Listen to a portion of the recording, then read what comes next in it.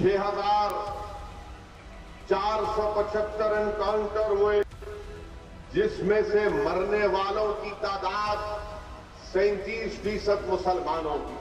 आप कहते हैं कि या तो जो अपराधी हैं वो जेल में जाएंगे या यमराज के पास जाएंगे, ये क्या बात है? तो मैं क्या अपराधियों की आरती उतारूं? बीजेपी बंगाल में बिजी है। एआईएमआईएम अध्यक्ष असदुद्दीन ओवैसी ने चुनावी मैदान यूपी में शिफ्ट कर दिया। कहा योगी सरकार मुसलमानों को टारगेट कर रही है। कानून है या कानून का खौफ? ओवैसी बोले मुख्यमंत्री योगी कहते हैं ठोक दो। जवाब में बीजेपी के मंत्री कूद पड़े।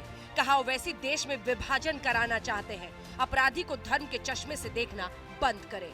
जब से बीजेपी की सरकार बनी 2017 से 2020 के दरमियान में 6,775 एनकाउंटर हुए, 6,475 एनकाउंटर हुए, जिसमें से मरने वालों की तादाद 37% मुसलमानों की। भारत का विभाजन करने वाले ओवैसी के पूर्वज और आज ओवैसी जिस तरह की भाषा का इस्तेमाल देश में करते हैं, उससे ये साफ जाहिर है कि अभी इनके मन में कोई और एक विभाजन की तस्वीर उभर कर सामने आती है इनके वक्तव्य में। आप जाइए, आप क्या कर रहे हैं? अगर वाकई में आपके अंदर इस तरह की भाव हैं कि नहीं होना चाहिए, अपराधी नहीं बनना चाहिए किसी को, तो आप जाकर जिनका ठेका लिया है उनको समझाइए और उनसे कहिए कि इतनी परसेंटेज क्यों आ रही है आपकी। आप बैरिस्टर बनिए हमारी तरह, आप अपनी तरह बैरिस्टर बनाइए। तो यूपी में एनकाउंटर पर भी हिंदू मुसलमान शुरू हो गया है। एआईएमआईएम नेता ओवैसी ने योगी सरकार पर मुसलमानों को टारगेट करने का आरोप लगाया। ओवैसी ने दावा किया है कि 4 साल में कुल 6,476 एनकाउंटर हुए। 40 महीने में हुए इन एनकाउंटर्स में 37% मुसलमानों को ढेर कर दिया गया। दरअसल एक रिपोर्ट के मुताबिक मार्च 2017 से मार्च 2020 के बीच में हुए कुल एनकाउंटर है 6,476, जिनमें कुल 125 लोग एनकाउंटर में मारे गए। इन 125 मरने वालों में से 47 लोग मुस्लिम थे।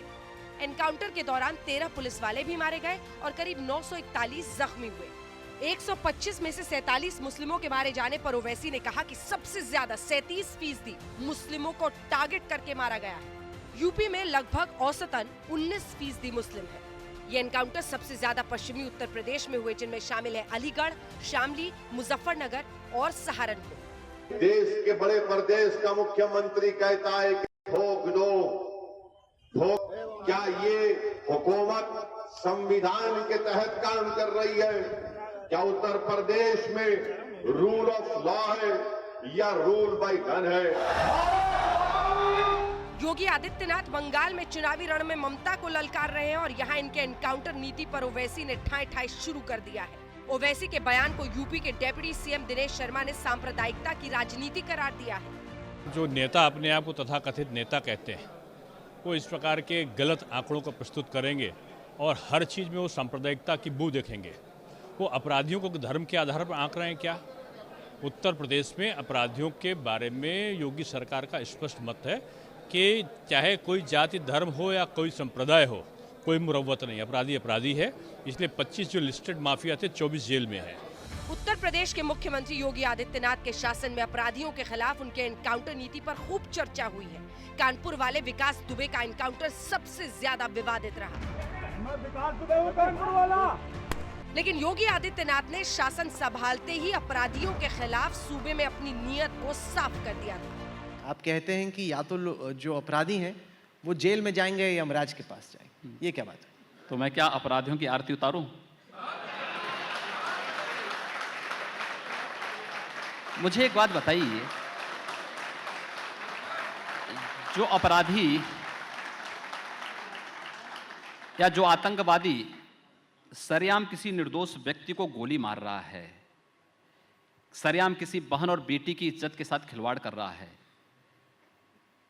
सरेआम किसी पुलिस के कर्मी को गोली मार दे रहा है,